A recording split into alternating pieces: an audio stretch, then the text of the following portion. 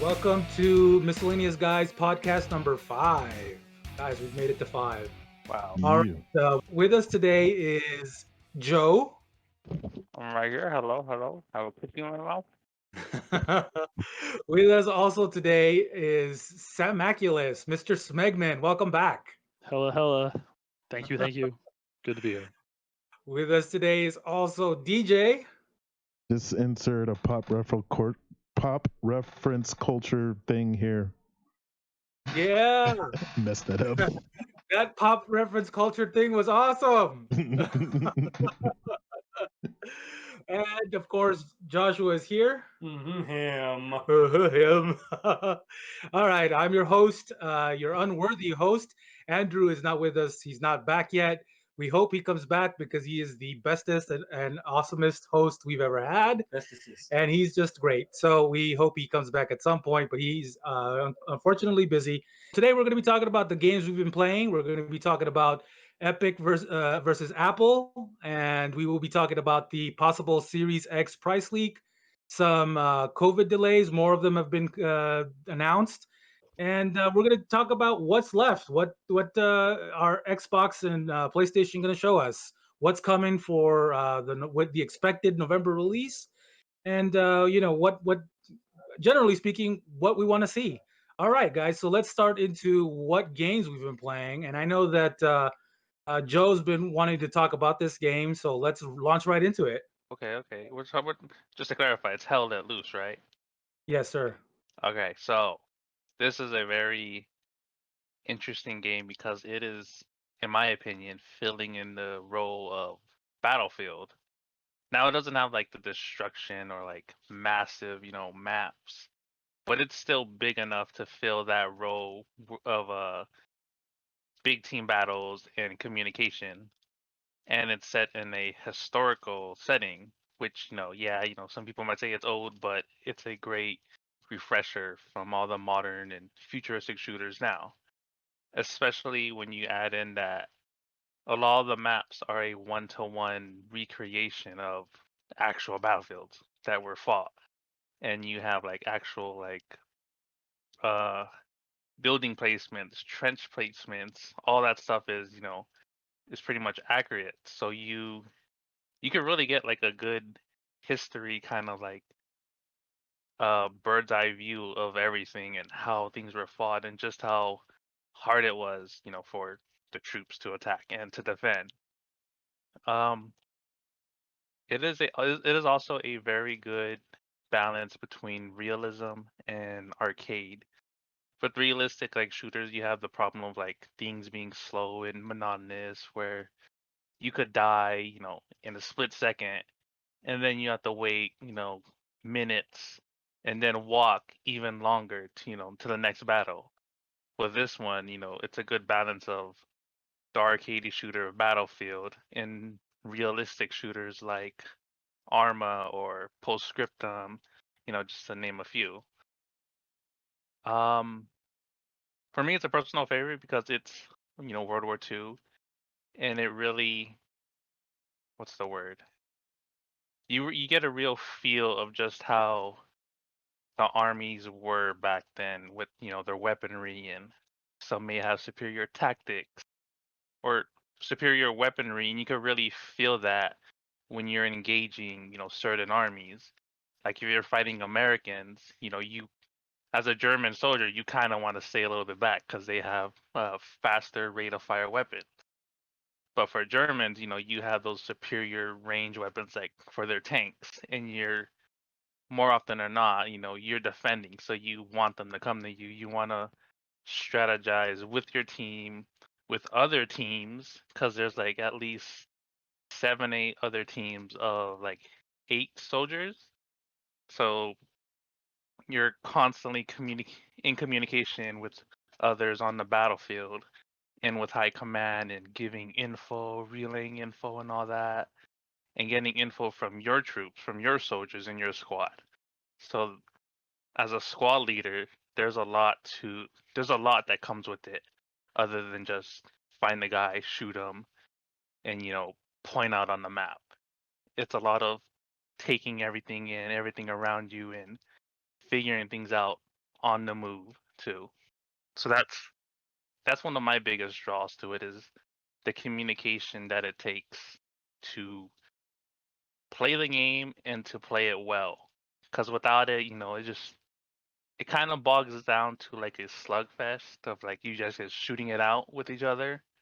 But when you have like a really well coordinated team, you could feel that and you could see that, on both sides.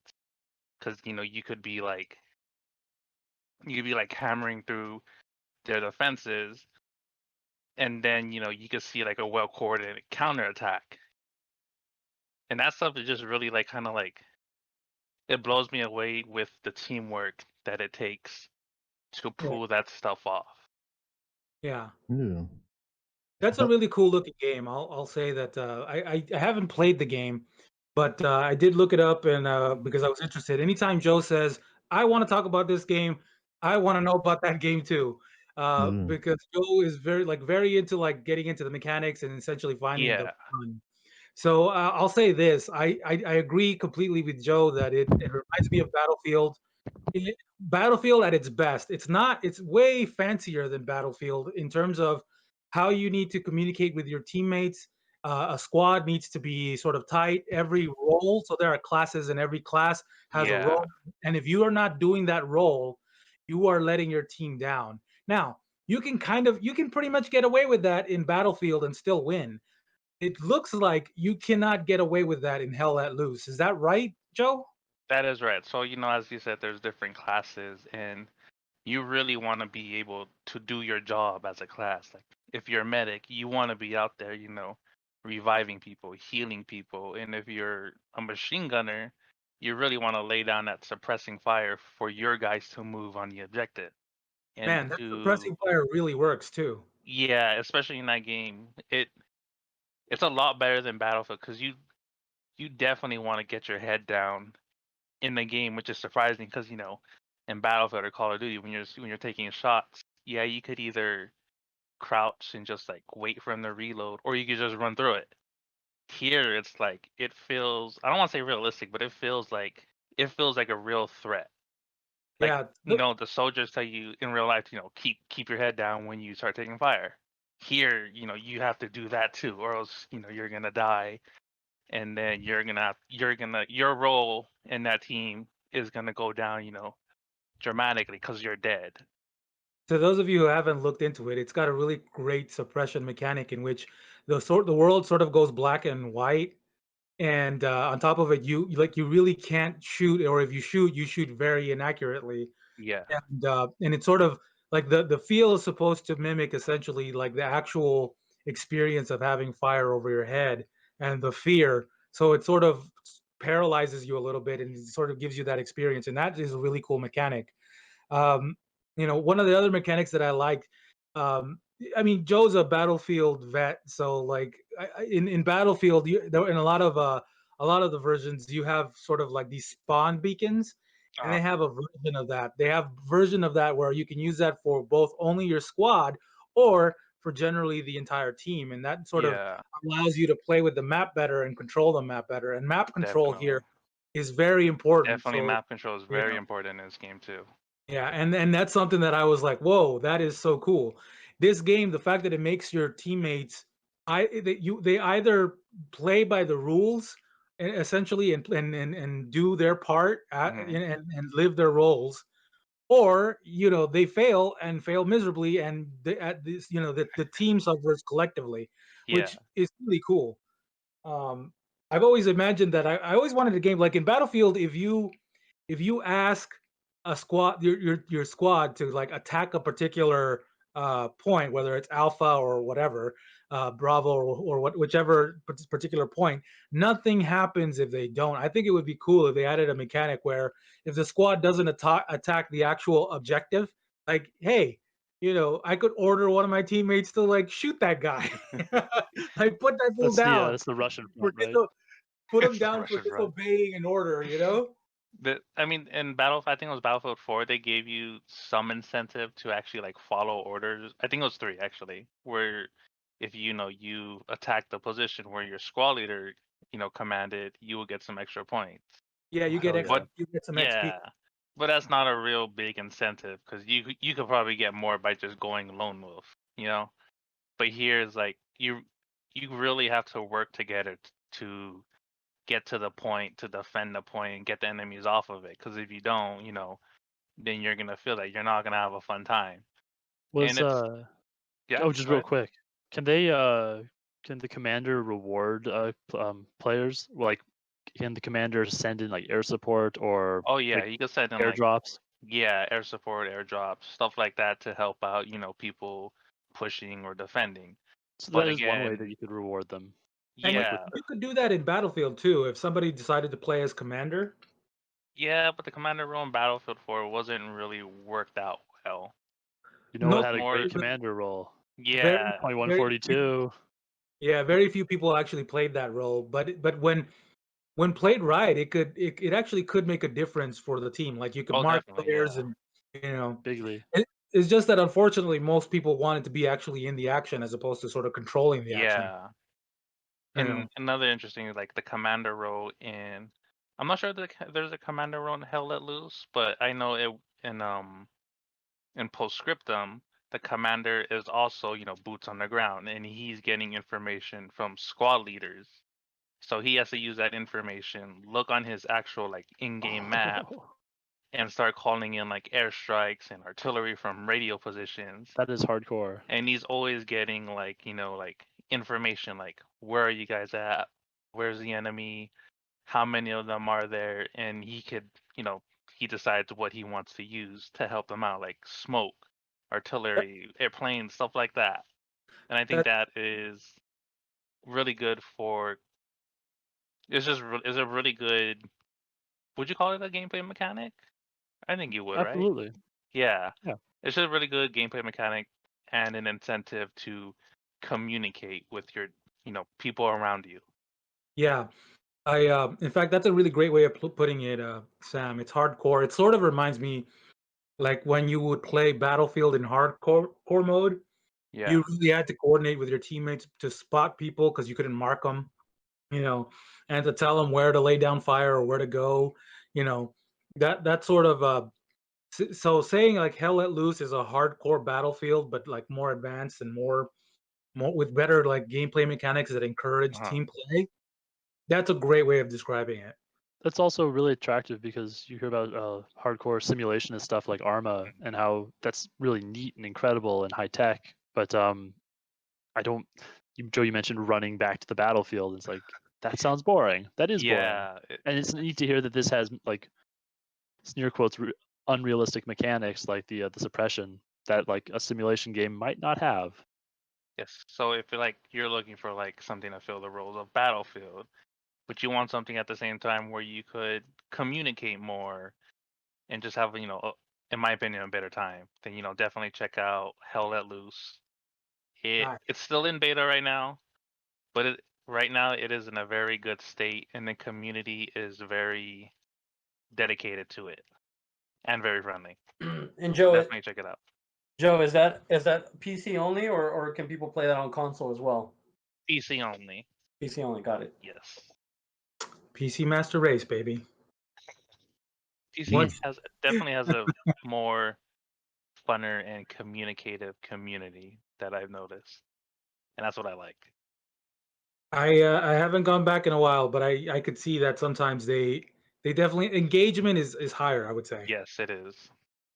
Um, yeah. So speaking of Battlefield, I've been playing Battlefield 1, Battlefield 4, because I don't know why I missed them. I guess I have them. I've owned them forever. I bought every single Battlefield from I think Bad Company. I think that which was Battlefield 2. I want to say, or maybe it was 3. I don't remember. But from that point forward, I remember when I moved from so like COD is sort of like the I don't know the arcade game to play if you want like if you like first person shooters.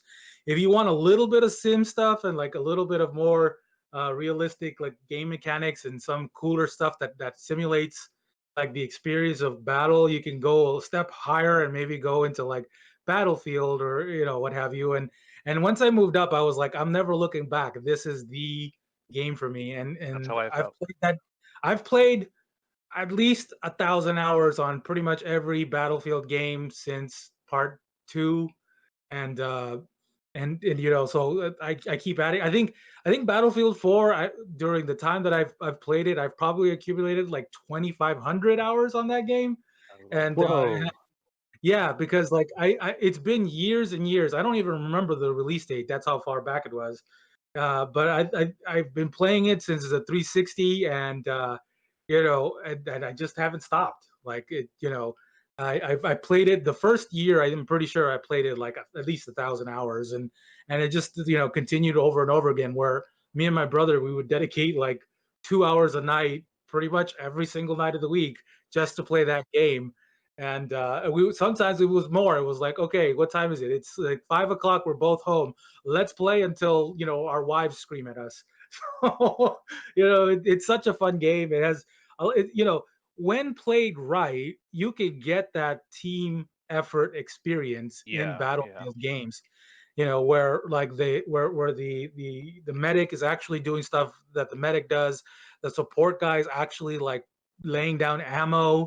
And you have someone who's actually sort of taking point and being actual advanced troops, and you have snipers who are marking people and pointing them out to you and laying down any kind of thing that sort of allows you to have engagement in an area that says anyone who's in that area will automatically be marked. Like that's the stuff that made the gameplay really fun. And of course, when you had like people who like got into the tanks and stuff and did what they had to do with those tanks, it could become a really complex, really like hard fought game that really had a lot of engagement, and you'd have people talking to each other, and like in Battlefield 4 I recently just decided to play for a good long while, like possibly half an hour. I was playing gunny to someone else's tank, and anyone who plays the game knows that playing you want to be the driver in the tank, generally Yeah. speaking, primarily because one, there are a lot of bad drivers. Two, you want to be the guy that sort of takes on the other tanks. The gunny can't really take on the tanks. But I was playing gunny because I was like, you know what, I'll take a risk, and I was just lighting them on fire, man. Anyone that came remotely close to try to like use C4 to blow up the tank, I was lighting on fire and just cracking up. So if you actually leave in the audio, DJ, which I would recommend you don't, but if you leave in the audio, you will hear me laughing as I'm burning them alive. All And right. it's just like the game can be really really fun when played well and played right, and even when it's not, it's still pretty fun. It's a pretty fun shooter. I like it better than COD, and I haven't really looked back. And I think COD Ghost was like the final strike with me. And then I tried what was it, World War, or what was it? Yeah, I World War. tried that one. It was all right, but I just didn't enjoy it as much, and I kept going back to Battlefield. So those are two games. I played a lot of games this week, so those are two games I played. I played some more Apex and did a lot of finished the story mode stuff that was in there, which that story mode actually had repercussions for this season that just came up. So Really? if you haven't played in a while, you'll see some changes that occurred, and the changes that occurred are based on what happened through the story. Now, the gameplay in the story isn't what really affected it. It's more of like what happens in a bunch of reading text within the storytelling of that mode. But it's kind of cool to see that it had an effect and that something happened. That's one thing that they do where they don't really change their maps completely. They leave parts of their map there and then just change the landscape around it and then sort of blow it up and make it explode. And that's sort of the cool thing that's been going on in Apex. Finally, Uh, some text, some lore inside the game. that's right. Yeah, it's a first time It they did counts. it's gone now, but there is a new story mode. So there's season 6, I believe, is just opened on the 18th of August, and so if you see some changes that you hadn't noticed before, it's recent and it's based on that story, and looks like there will probably be more story changes after this season. So that's something that you guys that are still playing Apex can look forward to. A Do story you think mode they're to ever Apex, gonna you have? said. Yeah, I know that sounds cool. Or do you think they'll ever have when they retire a character or like put them away for a while? Do you think they'll just have them get killed in the story, Man, like for realsies? I want to answer that question, but I think, well, my guess is no. but something happened that was close to that, and I just won't say any more Aw, shit. because I don't want to make any. I don't want to have any spoilers for anyone. But I think that maybe down the road they'll actually maybe they'll grow a pair and do it. I don't know. I do think that there are some characters that maybe need to be retired. Really? Not many people not many people use Gibraltar, and maybe it's sad, but he's not a really fun player character to play because unfortunately his aim box is ginormous, so Yeah. he's easy to shoot and takes a lot of damage, and even with the shields, it's often easy to take him down. So, but I'd like to answer that question. Unfortunately, just I'd rather like not spoil anything for anyone who does want to play that. No, that's classy. Yeah. Um, and then outside of that, I played a new game for me especially, and that game is Hyperscape, which is another, um, you know, it's essentially, I would call it like Fortnite meets Crackdown 3. You know, it's a lot of pretty neon lights with very basic geometry, but it's very fast. It's got, even though the geometry is basic, I don't know, the aesthetic really works for me. And the fact that it's really fast and it has these really cool powers that you can sort of you can collect the powers inside of the world, and those powers are things like where you can jump off the ground and go like jump really high off the ground to evade. So this game, I'd say, is a big evader. Like a lot of the gameplay is played around like putting in your shots and then getting the hell out of there, because you're not really given that much ammo, so you don't have a lot of ammo to really kind of lay down, bullets, but to try to sponge anyone to death. But so a lot of it is about movement and attacking and sneaking and running around and getting on the roofs. A lot of roof battles in this game. Most of the battles take place on the roofs, and you can run in between the buildings, and any building is pretty much open. So it's a lot of evasion, but the evasion part is kind of the fun part.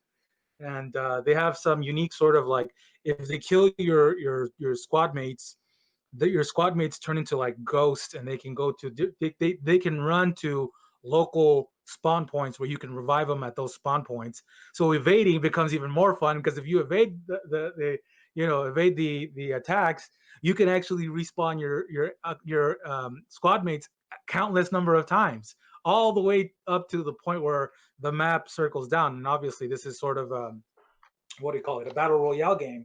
Oh, uh, really? yeah, it's a battle. It's a battle. Probably should have led with that. It's a battle royale But what game isn't? right these days, right? It is a battle royale game. But it like Fortnite, and except with the Crackdown 3 style, and a lot of different cool superpowers. Like you can slam people. You can turn into a ball and run away. And you can become impenetrable for like 10 seconds, which is really great for running away. So it has a lot of fun things to play. I haven't played it enough to really be an expert at it, and I have not played it enough to give you the full insight into it. But I know enough that I like the evasion mechanics. I like the way it plays and the speed. It is a very fast moving game. So like you can jump into your slide, and the slide will just take you like from one area into the next almost. So it's really cool, and the chases can be really fun. Both chasing and being chased is a thrill. So like that's something that can be really fun, and I really enjoyed it. I It would sounds just, very interesting. yeah, I I just, recommend it. It is free to play, like a Oh, lot okay. of different battle royale games. So Yeah. and it's on Xbox. It's on I believe it's on PlayStation. I don't know if there's any crossplay. We'll leave it to our researcher to check that. But it's really fun. I recommend you. It's a small download. I think it's only like 9 gigabytes, which in this modern day and age is actually quite small. And so I'd recommend anyone who has time and inclination to check it out. It can be really fun.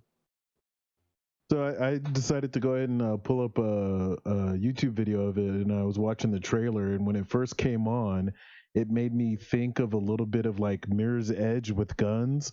But then as the Wow. trailer as the trailer went on, it was obviously like its own new thing, and I saw what you meant about it being it's about obviously about battle royale with the different abilities, and it looks really really cool. I agree with you, man. This looks like something I might have fun if I liked battle royale games. Yeah. Um, it's especially fun playing with squad mates. I was playing it with Rudy and Chris actually, who Oh, turned me okay. on to the game, and just in spite of the fact that we all collectively sucked. Uh, yeah, the fun of it is that like you can evade, and even if you get killed, you have a very good survival opportunity, so long as the last guy standing is good at evading and running away from a battle, which you can get good at pretty quickly, like surprisingly good at pretty quickly. Just to jump in, guys, there is no crossplay for this game between Xbox and PS4 yet. Ooh, Boo. crossplay for everything. Right? So, anyways, guys, I really recommend it. Give it give it a chance. Give it a shot. It can be fun. Cool. What is the next So, thing on our topic? Well, wh- we all haven't had a chance to talk about our games yet. yeah, talk about your games there, Deej. So I'm still cracking away at Sekiro Shadows Die Twice. As I said last time, I was picking it back up because last time I tried playing it was when I was trying to do the live streaming thing, and doing both of those things at once was just too much for me. But now that I'm playing it without having to worry about any kind of chat or my internet connection or any of those technical difficulties that come with live streaming, I'm finding myself enjoying the game more. I'm feel like I'm playing better, even though I'm still dying a lot because it is a difficult game. But it's a lot more enjoyable not having to worry about all that other side stuff, and I'm unlocking abilities that I wasn't able to unlock last time, and really getting the feel for the game. And I gotta admit, I'm having a lot more fun with it this time. Other than that, yeah, my weeks have been busy with work, so I've just had some time to squeeze in some Shakiro here and there. Very And you're, cool. and Very you're cool. and you're enjoying the game, right, DJ? Yeah, I am. This time I am. Okay. I'm For me secretly, like I'm hoping like it's a gateway for like you to play Dark Souls. Because I think out of this friend group, I'm the only one who's played all three. And So every time I recommend it, it's like, no, it's too hard, it's too grindy and all that. And I feel like you guys are just missing out on a great game. I You're all weak.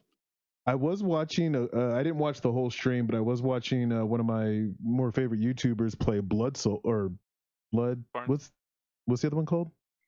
is Bloodborne. Bloodborne. I was gonna say Blood Yeah. Souls, but I knew that was wrong. Yeah, you It's stopped kind Bloodborne. of the like idea, though. midway. But yeah, it looked cool. It looked, I don't know why, but it looked better than Dark Souls. So if I do another game after this one that's in that style, it'll probably be Bloodborne. That's also a good one too. Yeah. Cool, I, cool, I cool. very much like that. Mr. Smegman. What That's was right. It me. Yeah, I got to play a little Smite this week. That's always fun. Smite?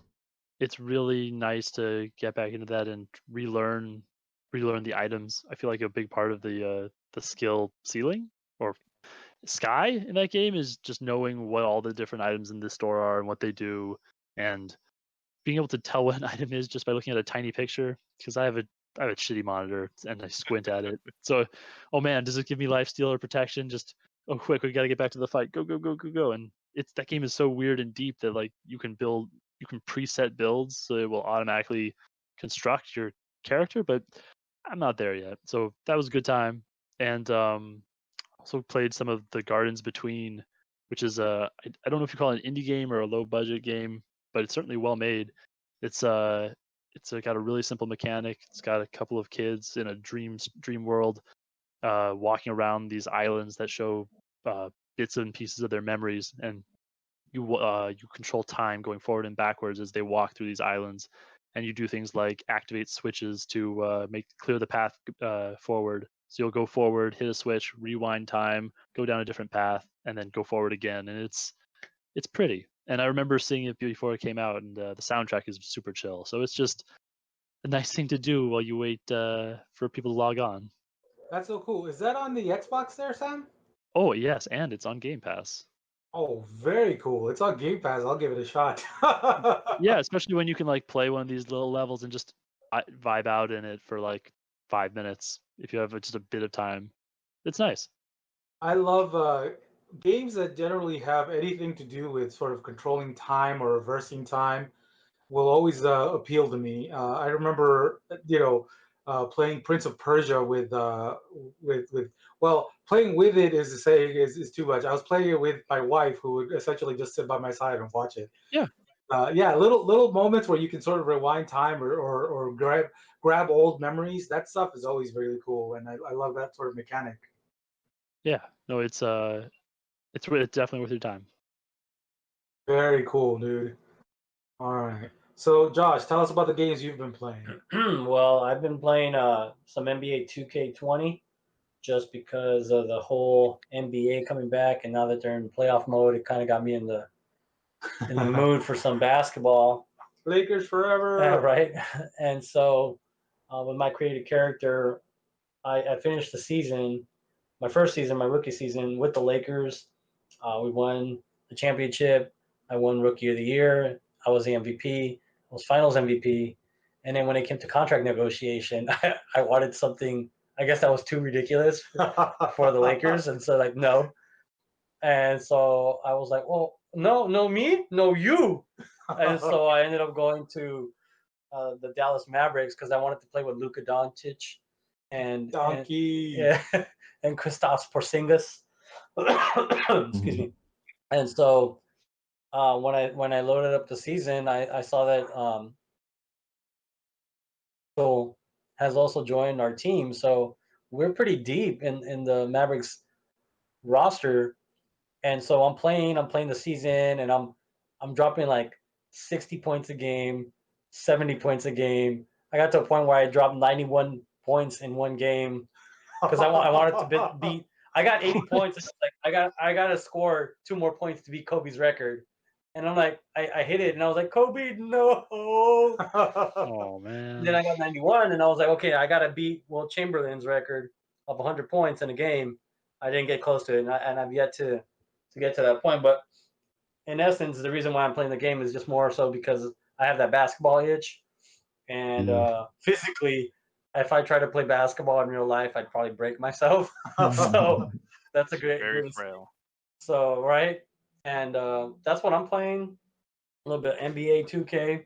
That's awesome, dude. Like, you know what I love is the way you describe it as like, oh yeah, I scored 60 points. Like, I love that games can make us actually feel like we did it. Like that wasn't Yeah. like we achieved this, me and my avatar, Yeah, Um my fingers did it, so I like did do it. I often make fun of video games that are sports centric, because I'm like, oh, literally the only way I can make fun of it is a really silly way, which is like, but that's just you fantasizing. And it's like, well, they're all just fantasizing, It's like I'm on the battlefield and I was getting a thrill in Gears 4 because right at the end, by the way, I recorded this, so right at the end, I'm defending the hill and there's like, 10 people coming in, or I'm sorry, the opponents are coming in, both ours and their side. And I'm just shooting everything that's coming in, making sure that we get the last few points because the game is really close. And I'm like, I am a god. So it's like, I love that you're like, oh yeah, I gotta beat Kobe's record. And I gotta like now I'm after Wilt Chamberlain. It's like, that's the beautiful part of video games. And that's what makes it so fun. Yeah, definitely. What else have you been playing? So I've also continued to play Final Fantasy 14, and the more that I play it, I'm starting to learn kind of like the mechanics, and especially the specific roles that I'm actually trying to achieve. Because I was playing as a DPS, so oh god, I'm not good with the acronyms, but I believe it's that damage per second. Yep. So I was playing as a ninja, and I was like, you know what? I've been hearing a lot about tanks and healers, so let me create a tank character. So with my main character, I went and accepted the job to be a tank, and I'm learning the mechanics of being a tank and the responsibilities that it be. So I'm watching these introduction videos of what it means and what it takes to be a tank, and not to be scared of it and just kind of have fun, because in the end it's very rewarding. And especially in a game like Final Fantasy 14, where easy for you to jump in any role that you really want to play and expand upon. So it's very cool to just learn the dynamics of the tank. More so also because I have a thing for WoW. I haven't played it since 2006, but I want to play it, but I don't have a PC. Anyways, Leroy Jenkins is my inspiration to be a tank. And I just want to one day run into a raid and say Leroy Jenkins and just run in there and mess things up. At Yeah, and least I then they got get chicken. kicked out of the guild or whatever. But that's what I want to do. And so that's what made me really interested in playing this character, particularly this class level as a tank. So in my gameplay, you'll kind of see me experimenting in getting it's the early stages too. So I'm like barely at level 10, I think. Okay. And to become a paladin, you have to be level 30. So there's job specific job quests that you have to complete at certain levels to be able to achieve that paladin rank. And then the next step after that is that I want to be a dark knight. So and there's cross skills that you can take from other jobs Oh, really? that you have as well that kind of boost your abilities with your actual character. It doesn't matter what character you create. You can in essence have one character and master every job, which is really cool. It's I fascinating. did not So know that. I don't know if a lot of I don't know if MMORPGs are like that. This is my real first dive into With an cross MMORPG. skills. Right, cross skills, but I don't like just having one character and then unlocking all the classes that you can play. Like for example, like a tank or a DPS, a healer. Because So like in WoW, you could fill those 3 roles with certain classes, but on Final Fantasy, you could be every class, without having to make a new character, which I right, find really interesting and fun. yeah, that's what I was getting at. It's like one character, and I can be all these classes, and by Yep. just switching my weaponry, my main weapon on hand, and then boom, I'm a summoner. Boom, I'm a healer. I'm a tank. I'm a ninja. Whatever whatever I want to be, I can be that. That is awesome, actually, because I remember that in Destiny 2, you guys were always encouraging me to start my other classes. Like, okay, no, I'm a warlock, die-hard warlock, and that's all I ever want to be. There's no way I'm going to do any of the Titans or the hunters. Which, by the way, yay, hunters are our pets. That's all they are. So, Wait, it's hunters like aren't tanks? they're not. Oh man, I've been playing hunters wrong. For those of you who are not in the know, Rick and Josh would go into like I started playing with Josh one day, just the two of us at his house, like something that people rarely do these days, actually play in somebody else's house. And I'm watching him play, and I'm like, wait, why are you going into the middle of everything? Like literally jumping in the middle of a circle of enemies, and he's like, take it, have at me. And I'm like, why are you doing that? You're supposed to be a hunter, like you're supposed to be evading and dodging and rolling, and he's like trying to stand there and just take all that punishment, I'm playing trying like to a punch tank. people. Wow, I died with my melee. Yeah, but I would have enjoyed like the idea of playing of having the abilities of like mixing the abilities of the Titans with the hunters and the warlocks and sort of creating your own thing out of that. That would have been really cool. Yeah. So with that being said, though, so that kind of goes into the essence of like RPG stuff. So what makes an RPG? Does anyone want to jump in? And Yeah. So this Over is there. something I've actually wanted to talk about for a while now, and it's not the first time anybody's ever brought this up. I googled it, and we're not the first to talk about it, but this is the first time we've talked about it, and that is what is an RPG. Now, when I did Google it, the first thing that came up talked about tabletop games where you create a character, and for the most part, you make all the decisions for that character. But in video games, the term RPG gets used so much, it's hard to nail down what an RPG video game actually is. And instead of sitting here and listing off all the different games that call themselves RPGs, I just want to have a quick discussion, yeah, on what That an is not an RPG RPG. is. I'm going to start it off with saying, I'll start with suggesting that an RPG is a game where you are presented with a character which you control and you make decisions that have an effect on the character itself, other characters in the game, and the world they inhabit. Character creation is optional, but I think it gets bonus RPG points. Now, this is where I might ruffle a little bit of feathers. By this definition, games like World of Warcraft are not an RPG. Rabble. it Burn 'em at the stake. it has mechanics common to RPGs, leveling, gear, stats, etc. But anything you do in the world still happens whether your character was ever created or not. But a game like Star Wars: The Old Republic, the character you create influences the world or galaxy you inhabit. Your companions are affected by your choices. You sometimes have the option to spare or kill NPC characters you interact with. Now, to be honest, Star Wars: The Old Republic just barely fits in this definition. Most of the effects you have on the story is contained to your character's companions, and no matter what you do, the overall story of the galaxy will not change. While its older siblings, KOTOR 1 and 2, are a better example. Even more so, games like The Witcher, Witcher 3, in those games, you are presented with decisions that matter to the story. You play a role in that kind of game. One last game I would like to talk about, Horizon Zero Dawn. I very much enjoy this game, and it has RPG mechanics like weapons and armors, upgrade, changing stats, but this is another one that is not an RPG. Aloy's journey does not have forks in it.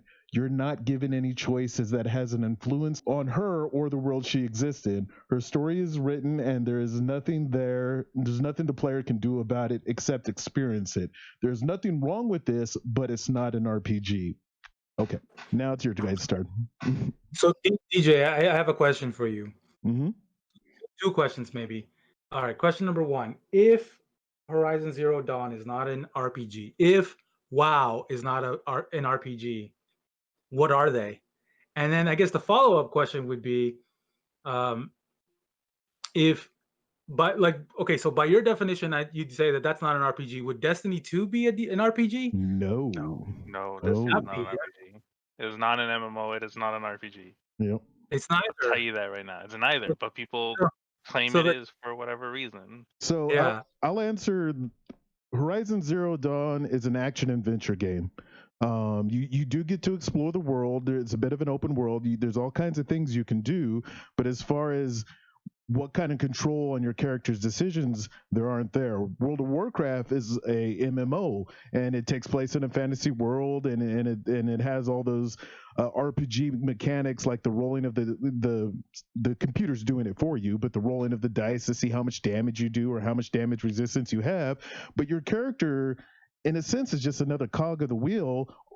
And as the story kind of goes on its own, Destiny kind of falls in that same gap.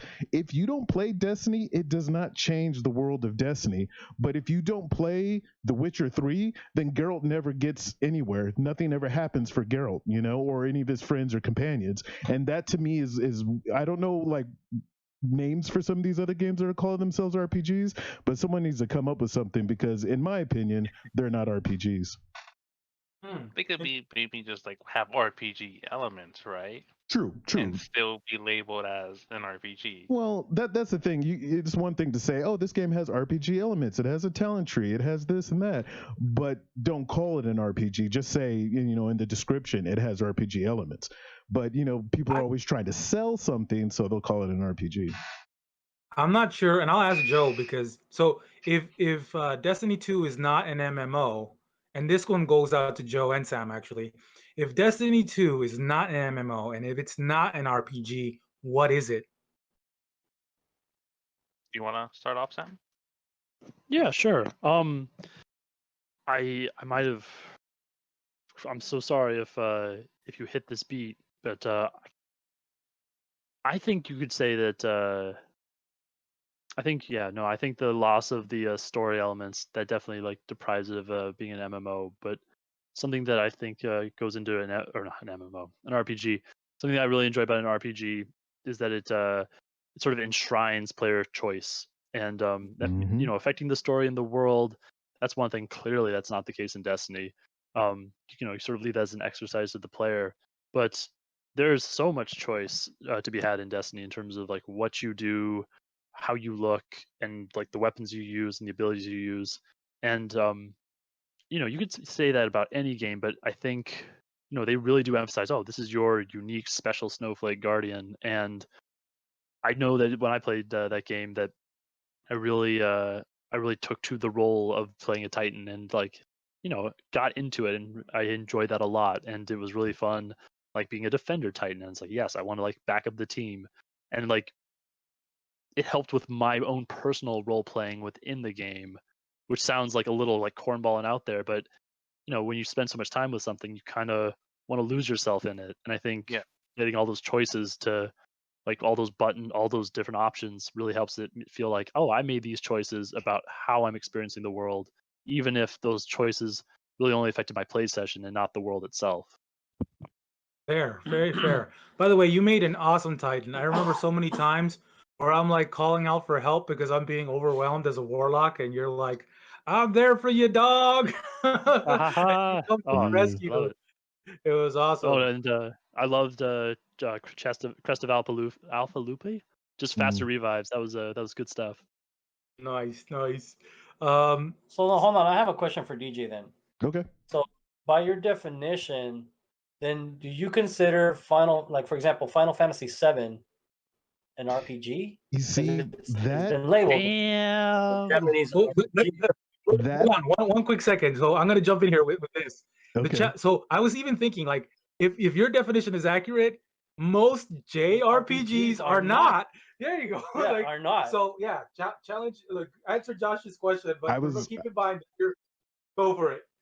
I was hoping this would get brought up, but so keep in mind that I worded all of that intentionally to create conversation and discussion on this topic. But yes, by the definition that I put forth for this discussion, no, most JRPGs that I've ever played would not fit that category. They have a story, they have all kinds of great mechanics in it, but in the end, you're just going through the story beats. You don't get to role play within the source of the game. You don't get to make choices. You don't get to do anything. You just follow the story. Now, I haven't played every JRPG, so there could be some out there that give you those options, but most of the ones I have played, they have great, awesome, fantastic stories.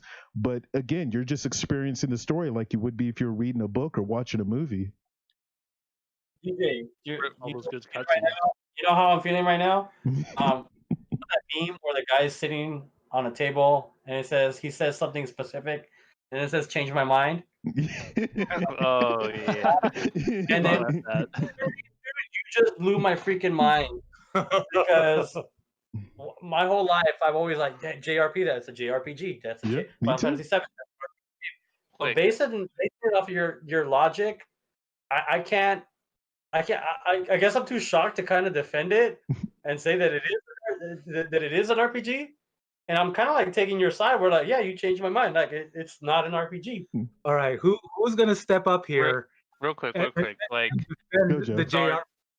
can you tell me again by your definition of what an RPG is, DJ? RPG is a game where you are presented with a character which you control and make decisions that have an effect on the character itself, other characters in the game, and the world they inhabit. And basically, to be basic about it, that's my definition. Yeah, because from the way I see it, RPG is that you take control of a fictional character Okay. and you go through the narrative of that story, and you could, make decisions. You could like decisions that would affect the story or the character development of either your character or another's, and act through it. Actual role Yeah. play through it, stuff like that. And for me, I think that because it's hard to argue, your snap. Like for me, I think RPGs are just you just take control of the character. You just play through the story, kind of like how in Elder Scrolls, you're this prisoner guy, Dragonborn. You find out all this stuff, and you develop your character through choices. Picking what skills you want, your play style, all that stuff. Which So for go ahead, finish. no, you finish. No, I was gonna say, which is a very good point to bring up. I guess my definition is focusing on your character having effect on the story, but at the same time, there's a lot of games out there where you do make a ton of choices. The types of weapons you use, the spells you get, the armor, and like Sam was saying in Destiny, the way his character looked, the guns he used, the shaders he had on, those are all choices. And if the definition is going to be expanded past just have an effect on the outcome of the narrative or the progression of the narrative, then that is definitely something that could be discussed. There was something else I wanted to say, but I forgot what it is. Go ahead. But yeah, like in the case of World of Warcraft, I say it's a straight up, MMORPG because you have, you create your character. You start off as you obviously you have to play the role in your head to a big degree. Yeah. And in the main story, they give you that role. So you're playing the game, you're leveling up, you're getting more powerful, and as you progress through the story, you start becoming called like this hero, this champion now. And Mhm. before, like early on in the game, you just be called this adventurer. So you're kind of like a nobody. But as you Yeah. progress through the story, killing the bosses and advancing through the expansions, your character's reputation kind of goes with it and upgrading it. And that is a character development, Yep. obviously. Okay, you just So oh, go ahead. Go ahead. oh, go. I want to hear your side first. You reminded me of something. You're right. In WoW, and I didn't think about this when I was putting this together, but in WoW, the way the NPCs refer to you when like you're talking to a quest giver and they'll be like, hey, champion, or this, that, and the other, kind of the way in Destiny certain characters, like when you're playing Gambit, what's his Drifter's like, you've killed a god or two, it's referring to the things you've done.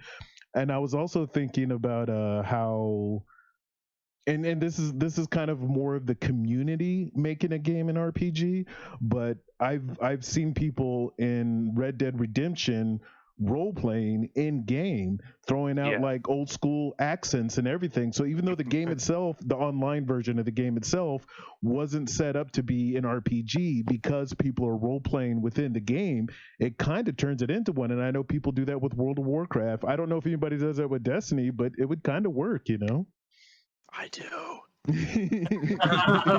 I am a holy warrior of the light. Like going back to I believe you.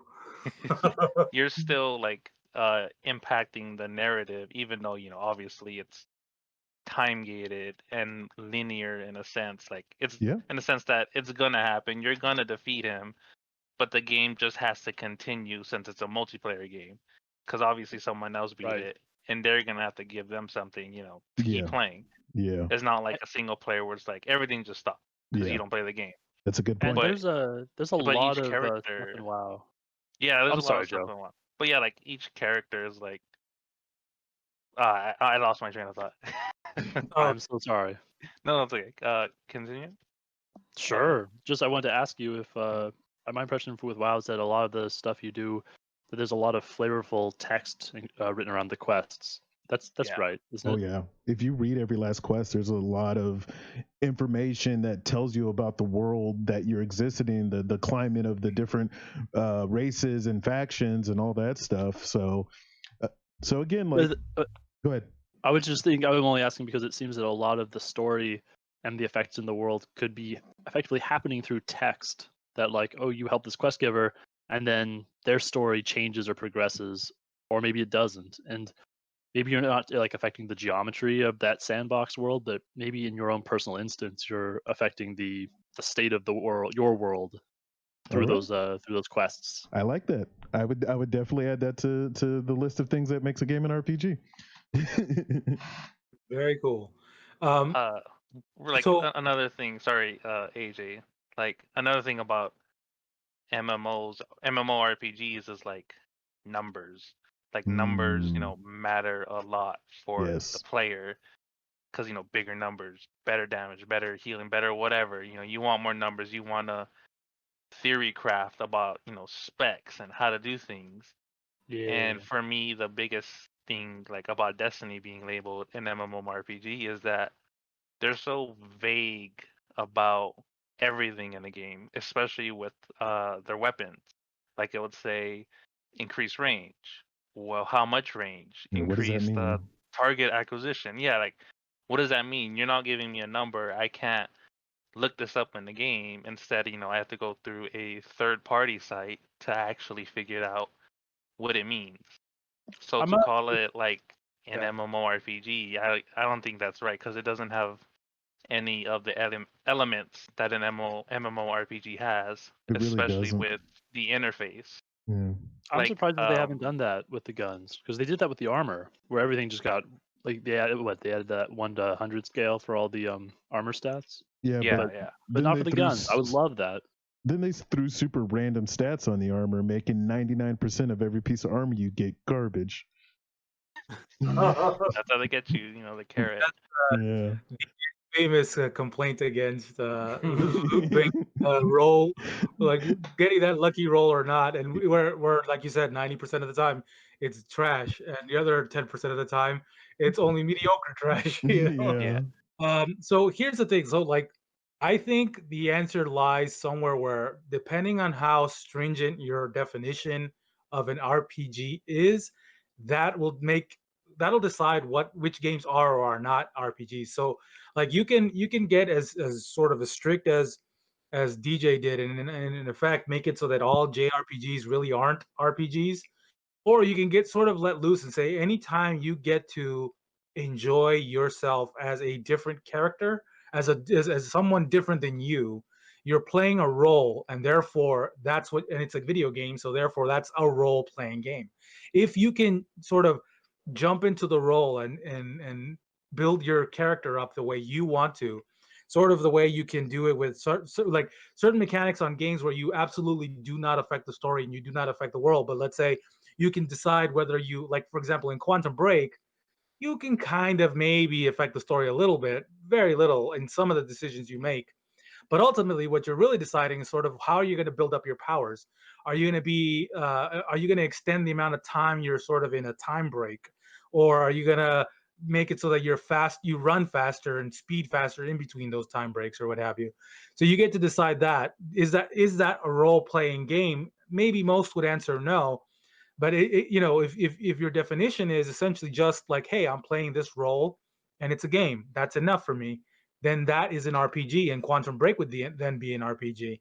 So I think it ultimately depends on that definition. I like it. Truly, I'm sorry. Go ahead, No, DJ. I was just agreeing with him. Right. And what I was going to say was basically an RPG is in the eye of the beholder. Yeah, I can And see that. so, but going back to what you were saying, DJ, based off of your definition, I would say, man, I'm gonna have to sue these companies, man, because they misled me by DJ's definition. These games are not an RPG. And with that being said, Epic versus Apple. RPG or Let's not? talk about it. RPG or not? So what's going on with this term that Epic is suing Apple? Do you mind if I jump in here and talk about that? Yeah, No, go ahead. go for By it. all Okay, means. so basically, Epic did a move where like their their players could bypass paying through the App Store and Yep. essentially go through Epic instead. And as a consequence of that, Apple decided to kick Epic off of the App Store and therefore kick Fortnite off of the App Store, which has affected a lot of players. Uh, Consequent to that, Epic filed an antitrust lawsuit against Apple, saying that their App Store and what they control through the iOS device is, you know, yes, essentially a monopoly, and that they're too stringent in how they take their cut in effect. But And I'm using mafia terms here, quite literal, quite with reason, because I side clearly on Epic's side here about this argument, because it's not just Epic who's affected. Microsoft's xCloud will also be banned from the App Store, and essentially the argument from Apple's side is that each game is its own piece of software and therefore subject to being reviewed, subject to being going through the review process, and subject to being sold separately. I don't buy that personally, but I can understand why they're trying to make that argument. Um, the lawsuit has a lot of possible consequences because if Apple says they're right, certain movies, for example, there's a movie on Netflix. It's uh, it's Black Mirror, I believe. Uh-huh. It's called Bandersnatch, I think, or it's like Black The Mirror Bandersnatch. Bandersnatch, which or Jabberwocky. um, that's an inside joke for most people Yeah. here, of course, for one person. But yeah, I think it's Bandersnatch, and that film. So it's a film that you watch through Netflix, but you get to make choices in it, and it plays a little bit like a video game in that the choices you make ultimately have an effect. One, is that an RPG possibly? That could be other discussion about. But two, okay, is that a video game? And if it's not, what makes video games special? Like what makes them different from thinking of it from Apple's point of view? How is a video game different from another form of entertainment? Like, is it different from films? Is it different from music even? Like if there's a piece of music in which you could select different sections of the music, say, like you say, okay, right here I want you to put Beethoven's Fifth and then combine it with Mozart's whatever, like if it would that be a good combination? And if you combine them at that point, are you playing a video game? Because you're essentially doing something that a lot of other games do, which is essentially combine music. So there are some repercussions here. If Apple succeeds, they basically say we have the right to control our store. We have and fully controlling that, being a monopoly possibly, would mean that they get to make decisions on other forms of entertainment possibly. Epic is taking up the Epic is framing the fight like, "Hey, we're doing this for you guys," Yeah. you know. But of course, I ultimately it's all about the money. But essentially, they're saying we're doing it for you guys. We want to be able to roll out something through us and not through Apple. And because our app has complied with all of their rules, like we should be able to do that. Why should Apple get 30% of everything that happens inside of our game It's a once it's large been cut. downloaded? So exactly, the Apple has to have their wet their beak, as Mafia is fond of saying. Um, so I think that there's an interesting sort of fight that's going on here. I'd like to hear you guys' thoughts on that.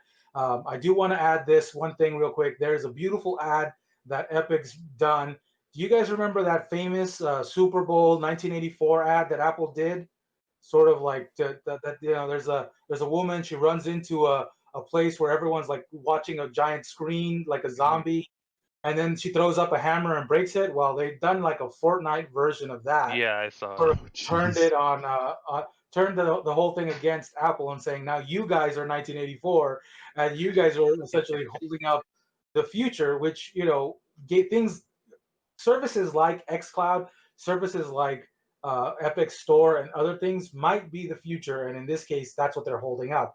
What do you guys think of that of the fight? Well, I was just gonna say it's not just Epic versus Apple; it's Epic versus Apple and Google, because Google also banned them from their stores. Right. So, in essence, your argument is basically the same thing, even against Google Play or the Google Store or whatever. Right. They're suing But both, but they like the lawsuit is primarily focused against Apple. why did they pull it from Google? Same thing? So it's In the both, exact same reason, and in both cases, it's a calculated attempt, right? Like they have the lawsuit ready. They know they're Uh-huh. violating the terms of service. Like they signed up for those rules, and now they're Yeah. breaking them on purpose, and now making a fuss about it. So And ultimately money, but are they right? Like whether it's about money or not, are they right to fight that fight? so the only thing I have to say is like for a long time, because they mentioned monopoly, but they're already on two different devices. Does that really make it a monopoly? And I don't have any love for any of these companies really, but the phone industry the cell phone, mobile, whatever you want to call it, has always been the customer knowing that when they choose either Verizon or AT&T, or if they choose Apple or Android, they know they're not going to be able to access certain things and apps. Kind of like when you buy an Xbox, you're not going to get the PlayStation exclusives, you know? So the question is there really an argument there? Because what they've been doing seems to be what they've always been doing. So either they've been breaking the law for a long time now, or they're not breaking the law. Granted, I don't know the law specifically, but I don't know. I don't really want Epic to win or lose, but yeah. I think I don't want Epic. Oh, I'm sorry, guys. I don't want Epic to win just because it's like, personally, to me they're in the wrong. Like, you violated a contract, a term of service, Yeah. and these are the consequences. Whether you're right or wrong, that's not how the law looks at it. The law is the law, the way that it is. So to me, they're both being greedy, but Epic is in the wrong. And I don't know how that'll affect it, per what AJ was saying. What President Hill said in regards to Apple controlling the quote unquote market or whatever. But maybe the judge will just throw the lawsuit out and say, you Epic have no leg to stand on, so this is a mute point. Maybe we're making it more than what it really is, or we'll see where it goes. In case if it does go before the judge and the judge has to make a decision, or I don't know who makes ultimately will make a decision. If there's a mediator involved or anything like that, I don't know anything about the law other than what I see on TV and A mediator will never be involved in this case. This is way too much for that. right. So, like I said, it's just a matter of, I honestly don't think, based on what was agreed upon, that Epic has a leg to stand on, because they did violate the term of services. Like when you Yeah. violate a contract, Yeah. you forfeit all your money. So actually, there's something there's something interesting here. Within the terms of service, there's nothing that says that you can't offer. We'll take the xCloud here. They've essentially banned xCloud too. So there's nothing that says within xCloud that you can't offer other games through your game. So let's say that there's a mini game inside your game. Is that mini game now part of that game, or is it separate? And if you have to download that mini game that's inside of your game as a separate download, is that a separate game entirely, or is it still part of that mini game? Like the extent that Apple gets to decide here is really is what's in question. It's not that Apple can make all the rules it wants. That doesn't necessarily make them, one, good, two, legitimate, and three, legal. Like, to put things into perspective, like DJ asked a question, essentially, like, hey, you could be on Microsoft Store and they're not offering PlayStation stuff. That's true, but they are dictating terms very similarly to, let's say, the way Apple is doing it. The difference is in scale here.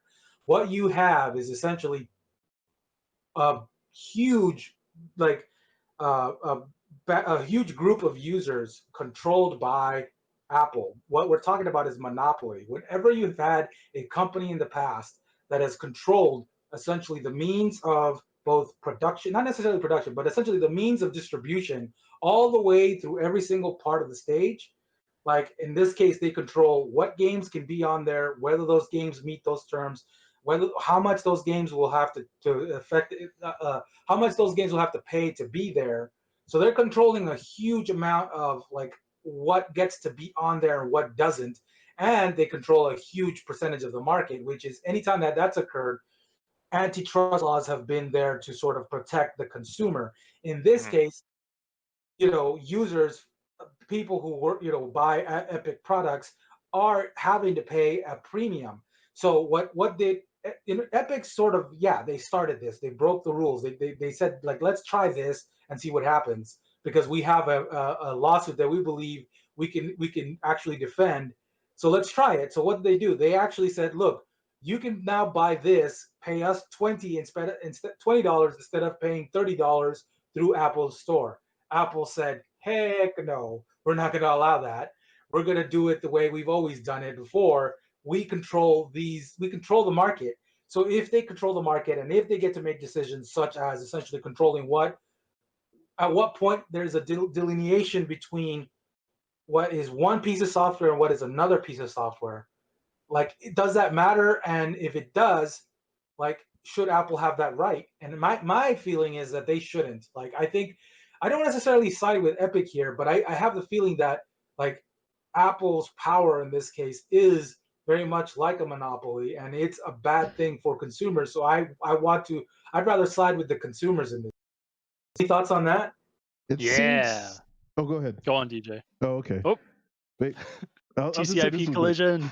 It's all you, man. quick. Okay, We'll hold off for a random amount of time. I'll say real quick that if Epic Games wanted to fight the way the law is written, or they just wanted to fight the fact that companies like Apple and Google have a monopoly, they could have done that without breaking the contract. So, and they still can do that without breaking a contract, but they decided to break a contract, which kind of reduces their, we call it, reputation, which they didn't have a very good one to begin with. So I don't know. I mean, they're trying to make it out like, oh, we're the victims here because of these big companies, and these big companies suck. They're always taking advantage of the little guy. But Epic Games, I don't see why they couldn't have started this fight without trying to you know what I'm trying to say. Damn it. I think they started to Well, fight this maybe way us, to gain but not the public listeners, DJ. What? I'm sorry. What'd you say, Joe? I said maybe we know what you're trying to say, but not the listeners.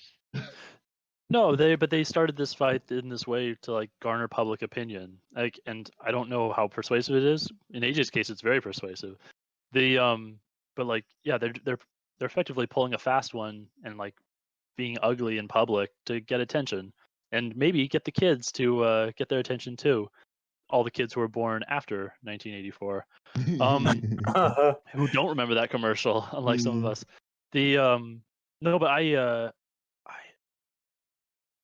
Apple is like a monopoly, right? I think you're not wrong in that, and I think that there should be some kind of regulation because we're traipsing beyond the current like legal framework. Because you can make all the arguments you want about like technicalities, but like I think, and I think you might, and I think they're very persuasive that people don't have to buy $800 iPhones, but and that they have some other choices when it comes to buying stuff. I think the whole these kinds of monopolistic grips should be like constrained somehow, but in a weird way, like just like you pay a premium for the phone, you're paying for the product of a vertical integration. You're paying for the product of a monopoly where you have hardware and software working together, and now you have hardware, software, and an ecosystem working together. Like you're paying for an aesthetic, you're paying for a look, and you're paying for quality. You're paying for a custodianship over a library of software as well.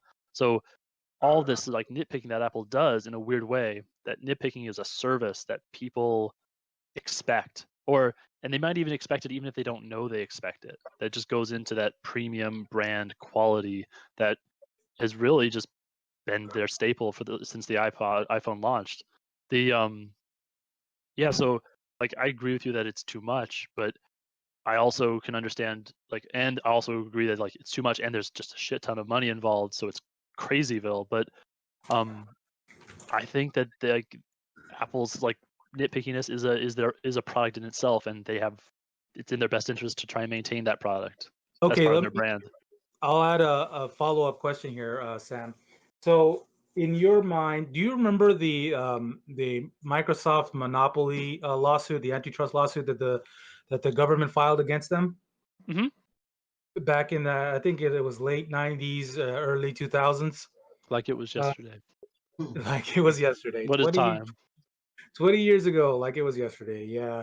Like, would you say that the argument from the government was essentially that while you may want to do that, like to provide that sort of vertical integration as a product, like it's still essentially a monopoly, and it's illegal. Like that, it is the very definition of a monopoly. Like the vertical integration at all steps, controlling all means of access. Where you essentially block out competition.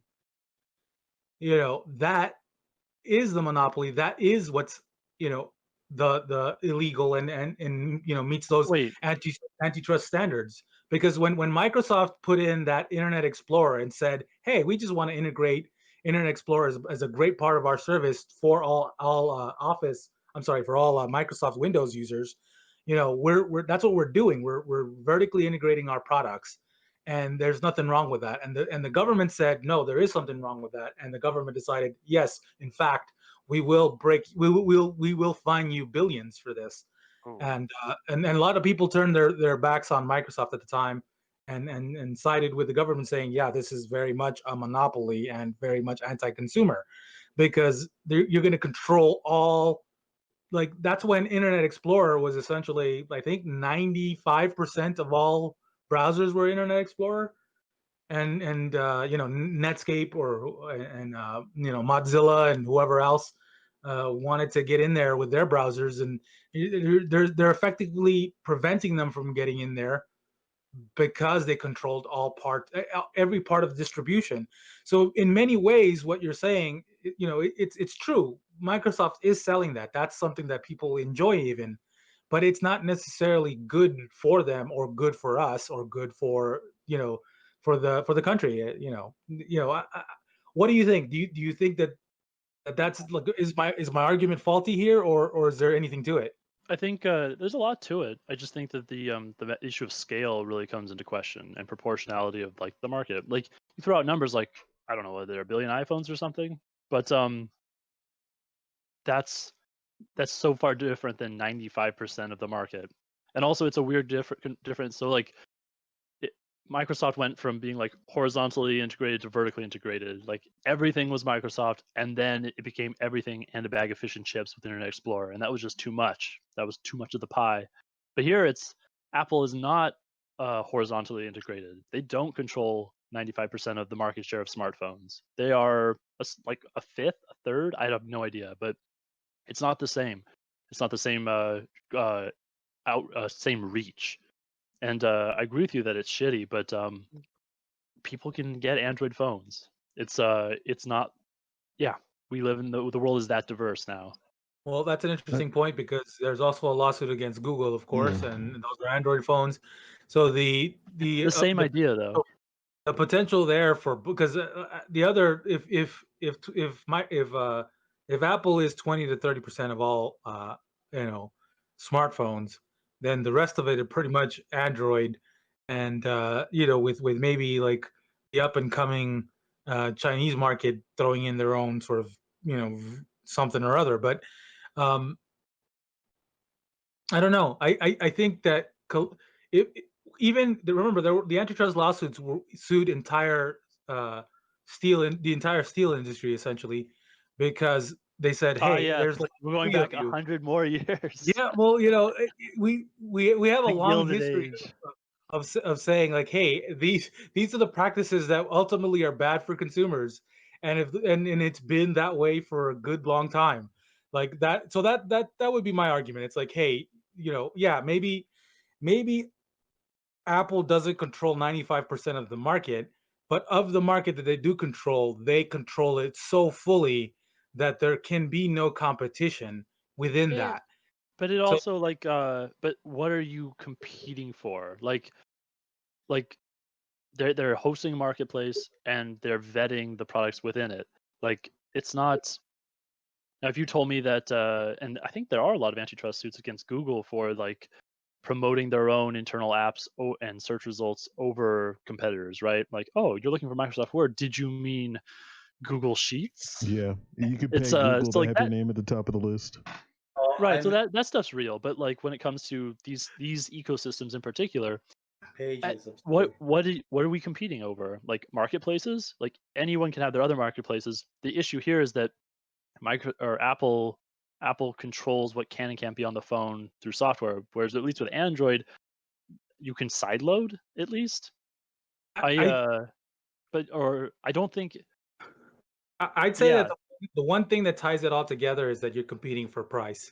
Speaking of price, have you guys heard of the possible price leak for the Series X? Oh man, that segue just. Oh, someone get the license plate on that sucker. Damn.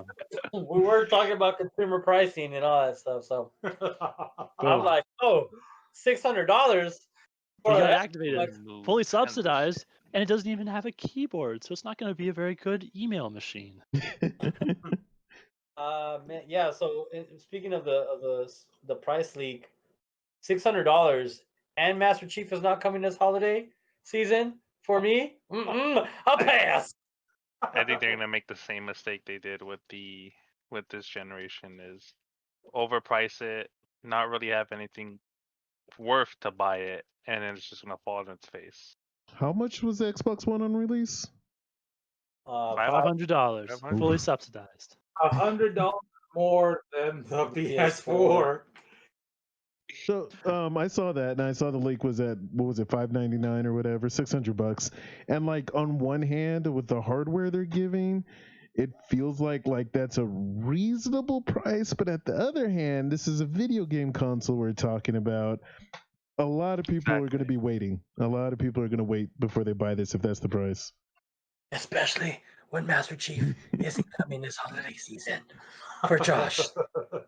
I'm so curious about what the Lockhart model is going to cost. Like, if that can be less than $400, then you've got a real fight on your hands, I think. Because I think a lot of people don't have. There's still a lot of people who don't have 4K TVs or don't necessarily need or don't. care about 4K TVs. Yeah. I think you can make a really compelling argument that, hey, it's still really fucking good, guys. It's really fast. The peasants. $299. Yeah, you know what? I think so. Here's a good question for everyone. What do you think would be a good price for the Series X? What do you think would be a good price for the 500. Series S? And my answer would be, if the Series S could come in at 300, and at that point, I would be okay with the Series X coming in at 600 for two reasons. Reason number one, you're giving the consumer an option that is still going to be pretty great, because from my understanding is the Series S is going to be as good or better than the Xbox One X, and the Xbox One X was selling at like $400. Still sells at $400. So if it comes in at 300, I think that's a good price, and you're giving options. And you're saying you want top of the line, you're gonna have to pay for it. I'm okay with that. But if the price comes in at 400 and the Series X is 600, I don't know. I just don't know at that point whether I'd be willing to pay like the extra, or whether I'm happy with those sort of prices. What do you guys think? Well, just to jump on your point about the Xbox One X, still selling at $500. It's selling at 500 because of the discontinuations. There's like no real stock available these days. Well, So that's coming from Wally World. So there you go. There's been an increase in price basically. So Jeez. but it was selling at like $400 for the price that they give you when you, with all the discounts and all the other stuff. It was selling for like $400. But thoughts on prices here, gentlemen? Real quick, how long ago did that leak come out? That It was just this week. Yeah, that was this week. Okay. Earlier this week, I believe it was Tuesday or Wednesday, I think. I think it was Monday, but either way, it came out this week. And but because maybe because it came out this week and someone was brave enough to jump in there, there have been other insiders who said that they're hearing the same thing. So it's starting to get some buzz. I still hope that there's a $500 price, but Man, Andrew was selling it to me at $399, $400, and I was like, "Oh, Andrew, if it comes at $400, hallelujah! I love it. I want it. Best console, strong Snake salesman console." Andrew. Yeah. Yeah, And now that it's $600, I was like, "Where's Andrew? Let me yell at Andrew for getting my hopes up at $400." Andrew, but would you be down for the small one at 400? Hell no! I don't want no damn small one. Why not? Wait, why not? You just want that big black box? Yes, I want Yeah, a the Master Chief monolith. looking monolith thingy majiggy because it looks cool as hell. It reminds me a little bit of 2001: A Space Odyssey, I need that BBB. and the monolith is coming up, and all the gorillas just going, "Oh, wow, wow!" No, not the gorillas. They're what are they? The ape people, the Homo sapiens, chimpanzees. whatever. That monolith, I want it, and I don't want to pay $600. I want to pay $400 because that's what I was promised. What if? What Andrew, if? you passive aggressive sweetheart? What if you could get it for a monthly installment plan? Credit? Look, man, credit. What if you paid $20 a month Credit. for the next? It's not about being able to afford it to pay for it or not. I just don't want to pay $600 for that piece of What? Just free. What if you artmanship. subscribe to Game Pass for the next like 3 years, and they gave you an Xbox?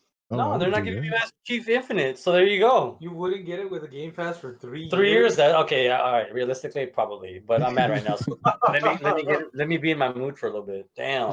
I need It's to just so hot, so steamy. ask a question. What is the difference between the Series S and the Series X?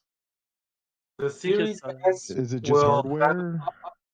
the Series S hardware will look very much the same, but will have a different chip and will have about the rumors, of course, 6.5 or 6.9 teraflops.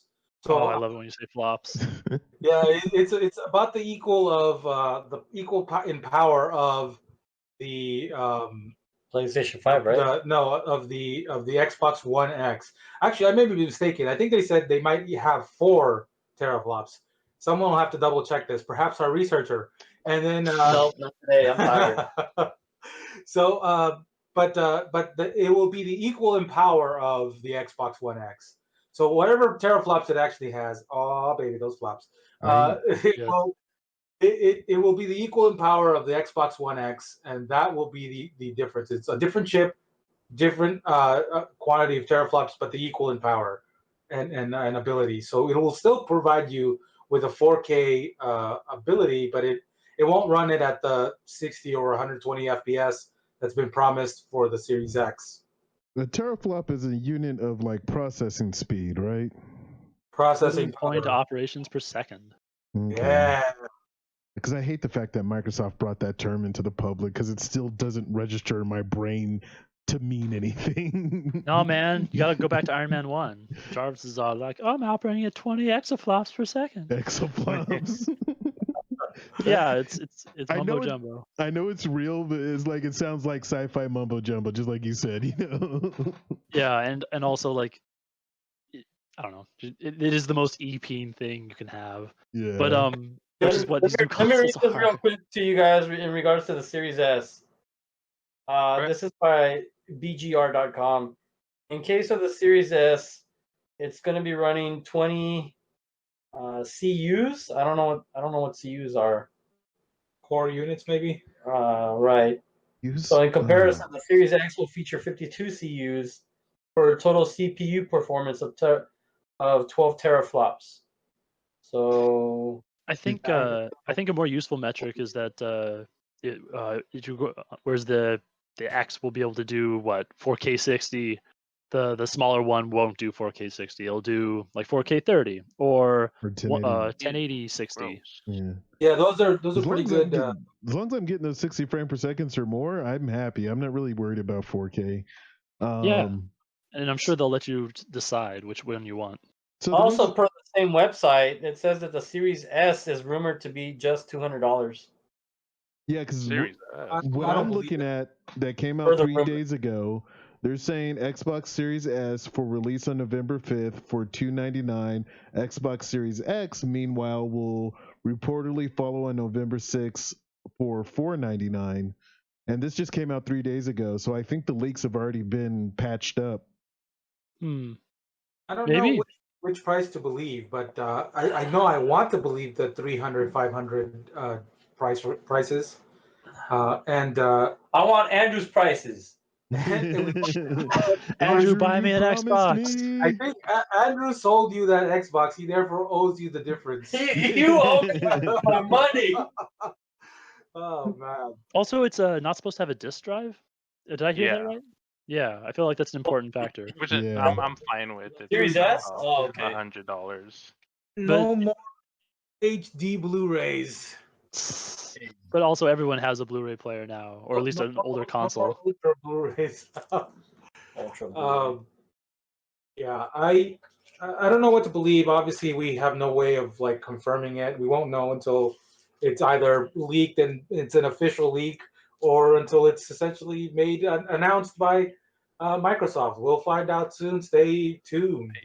They're I supposed just to have an think, event this month. yeah. Yeah, I think I hope they I think- announce some good stuff there.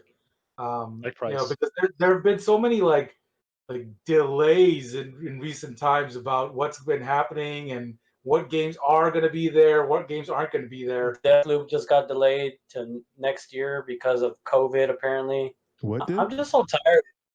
Yeah, it was just announced this week that coronavirus is affecting game development. I mean, But what okay, game did you say yes? got delayed? Deathloop. Deathloop. Okay, sorry. So I'm just like, is this just? Are you guys just throwing an excuse that it's due to COVID? We are experiencing some hardship, and we're not able to satisfy the demand of what we need to have a good game going. Because apparently that was the case for Halo Infinite, where it's like, oh, COVID, that's the reason why we had to delay it. Nope. But then come to find out that no, it wasn't because of COVID. It was because of the TV show that's being produced at the higher ups at 343 Studios, or kind of, more focused on that, trying to get that up and running. That things on the Halo Infinite side, wasn't working out, and that's the reason for the delay of, at least for It's Halo Infinite. It's never So- only one thing though. It could be COVID and the TV show. I agree with Sam. Mm. It could be those things, but I'll tell you what it actually is. Even though I'm not an insider, I know absolutely nothing. I'm gonna tell you. I'll tell you what it actually is. It actually is the reaction to Halo. that No, graphics weren't good enough. Let's face it. that was an old build. They got such a bad response by a big enough segment of the community that they knew they were in trouble. And it's better for the game, even if it's bad for the launch, it is better for the game to come out later and then relaunch the Xbox Series X, because you can always sell, you're going to be selling the Series X for years to come. Right. So if But if your primary brand name product is trash or is perceived to be trash, because let's face it, it's not trash. It's a fine looking game. Even if you don't like the aesthetic, it's a fine looking game, and Still can't believe it's people an panicked amazing that bad. game, right? But but perception is a lot, and often we said it in the beginning, is what happened with the launch of the Xbox One could be happening again here. They're making some sort of mistakes here that they want to avoid. In this case, delaying it is probably better for both the Series X and the game itself. But that's not my argument though. My argument is, like, I get that people are giving you hard backlash on what it looks like, but don't say it's because of COVID. Just say, hey guys, we're taking your feedback. COVID's real, man. I Like, know gotta it lie, is, it's not, but it's I'm not just just Halo. like, There's so many games that have been postponed this year. I can't name them all, but everyone has to work remotely. Not everyone's set up to like collaborate, let alone like transfer assets back and forth. Like imagine downloading a game every day just so you can get to work on it, or more. Like, and not everyone has good internet. It's a big logistical challenge. I understand that, but hey, they, at least for 343 Studios, they said originally it was because of COVID, but then there was an internal, or not an internal investigation, but I believe IGN reported it. They said that it was not because of COVID, it was because the higher ups from 343 was more focused on the TV show. So it's like, Bonnie blame did it. us dirty. Don't blame it on COVID then. Like, I understand that there's other developers that are saying, oh, because of COVID, and I get it, that you're not able to work on it like you can if you were at your studio and working on it there. Okay, but don't lie to me as a consumer. It's like, we gave you feedback, a hard backlash, because we didn't like the way it looked, and say, okay, we're taking your information. We hear you loud and clear. We're going to delay it to work on what needs to be worked on to make it look better for the consumer. Not, because of COVID, blah blah blah, excuses. No. I At the think end of the day, you got what you wanted. A delay. If it I wasn't, didn't want to delay. I didn't care what the game looked like. I wanted to play it. You can fix it later by patching it, like most games did. Look at Mass Effect 3, at least for me. Mass Effect 3, I was waiting for that game, and it finally came out. I got to play it, got to the end, and then at the ending, I'm like, what the fuck? Are you serious? This is what you give me after playing Mass Effect 1 and 2? This is the type of ending I get? A piece of shit? And what did they do? They came back and patched it and made it better, right?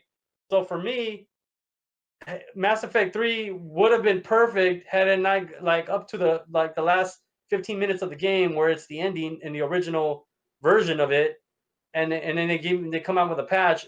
That's what they did. They could, Halo Infinite for me would have come out this year, this holiday. I think I would have played it. They would have patched it. So I mean, whatever. So I don't know. That's just me. I just want to say real quick, that sorry, go ahead.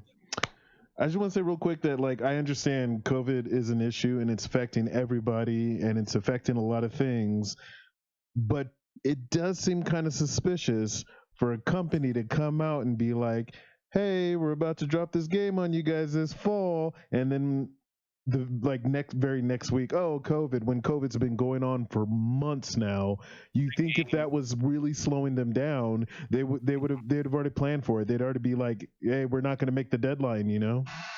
That game has been in development for 5 years. That I'm pretty sure, yeah, that's an alpha build, but they were ready to ship it as that. Yeah, I don't disagree with you guys' points, but I do think Sam ultimately makes the better argument, which is the truth is probably that all of these things came to play and had a part in why they delayed the game. Then why It's they fair lie to to us? say that it was, I think it's fair to say it was COVID. I think it's fair to say that It's not fair. I think it's fair to say that the reaction possibly also led to the decision of delaying the game, and it's probably fair enough that internally they had issues because they're doing some sort of TV production that's taking up their attention. Listen, guys, we don't have the right to know everything that's going on inside of Microsoft or inside 343, and if there's a convenient excuse for the public, I think it's fair to use that excuse. Yeah. So if it's easy enough to say, hey, look, COVID is actually affecting us, we're gonna take that and run with it. Why not take it and run with it? It's like, hey, there are reasons here to do it. It's like any one of us, if we wake up on a Monday and we have a slight cold and we have like the PTO to take the day off, we might just take that excuse even if we feel otherwise fine. Like if you don't have that PTO, do you take the time off? Maybe not. But outside of that, like we every single organization and every single person, I think, will give themselves excuses and use those excuses in cases where, like, hey, this is a partial truth, but it's enough and it's true enough that in this case, like, we're going to use it. So if Microsoft did that, I'm totally okay with that. If 343 needed to do that, I'm totally okay with that because ultimately, I do think that it's good for the game and ultimately good for the Series X. No, I'm flipping the table because I'm mad. Sonic the Hedgehog, the movie, all right? They got nasty backlash on the original design of Sonic. Quick question. Was that before COVID? Oh, Yes. it was. It was before. No, I'm not, because it's the same. It's the same argument. They got horrendous feedback on what the design of their original look of Sonic the Hedgehog. Was that before COVID? Yes, it was before COVID. Oh, okay. And then they're like, "Oh, guys, we hear you loud and clear. We're gonna delay the movie to work on this design." They did that, Yeah. and they introduced what is now the Sonic that we know from the movie, and like, "Oh my God, guys, Yeah. great job." Yay. So my point so- is, oh, go ahead, finish, man. Sorry, I was gonna say that was backlash. Yes, pre-COVID, big wolf. But it's like it's the same thing to me. It's the same argument. It's like, hey, we hear you fans loud and clear. You guys aren't happy with the design. Our bad. We're gonna take this time. We're gonna delay the game to make it look better. Did they I think delay if the they, movie? I think if they went that route, they But would they have they to. straight up said, yes, they did delay the movie. The movie was supposed to come out in November of, I think, 2019. I can't remember when. Yes. And Yes. they delayed the movie until February of this year. Valentine's Day. Yeah, Valentine's Day. Perfect. Because they went back and reworked the design. So, booyah, in your face. Well, I mean, I think I recall in the backlash that they said the immediate backlash that they said this is our art direction and we're sticking with it. I think Mhm. there's an argument to be made for that they could do a lot to improve the visual polish and fidelity, but least the art direction isn't going to change. And from my point of view, I'm not so much upset that the game's getting delayed. I'm just like kind of don't like how they're presenting their excuses. Like I said, they've had time to see this coming. If it was an issue, if COVID was the issue, then why not lead with that when they announced it, when they showed their trailer? They're like, hey, it's just weird that they didn't realize they were behind the power curve, or they needed to change something, or there was a TV show coming out. All this stuff was already out. The only thing that wasn't out was the fan reaction. But honestly, in the time that they're making the game, I don't think they're going to change that much. Something I heard floated was that they're not going to get to do a multiplayer beta, or they weren't going to get to do a multiplayer beta, and how that can be really helpful for a multiplayer game. And Just lead with that. just the idea that like maybe they had hoped they would be farther along. Maybe they thought they would have some sort of something deliverable, but maybe COVID stopped that. Like how so many of the multiplayer betas that we've played in the past, like say Reach, or gosh, did they have one for Halo 4? Yes. Yeah, like those were I think ever available, since or the I feel like rebeta. I remember playing Reach 3 or 4 months before Yep. the game Yep. came out, and yeah, Always if Halo's half a going to come year. out, if it's going to come out in November, they would have had to have been able to deliver a multiplayer beta like now-ish, and I guess they couldn't do that. So I said that I think Sam made the fairest point, and he's probably right. But that being said, I like DJ's point better because I've argued that same argument too. So I'm gonna stick with DJ. DJ, you won this round. I got a star. Yay! Capitalism teaches us to be in competition forever. All right, guys. Well, that brings us to the end of our podcast this week. I want to thank AJ, Sam, Joe, and DJ for joining us. Thank you guys for listening. And we'll catch you guys on the next podcast.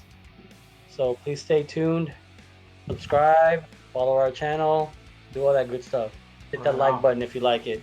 All right. Well, good night, guys. Say your goodbyes. Good night. Good night. See Have ya. a good one. Another pop culture Peace reference out. right here. You're a living pop culture reference. You're that old. Just make them join us again. Yeah.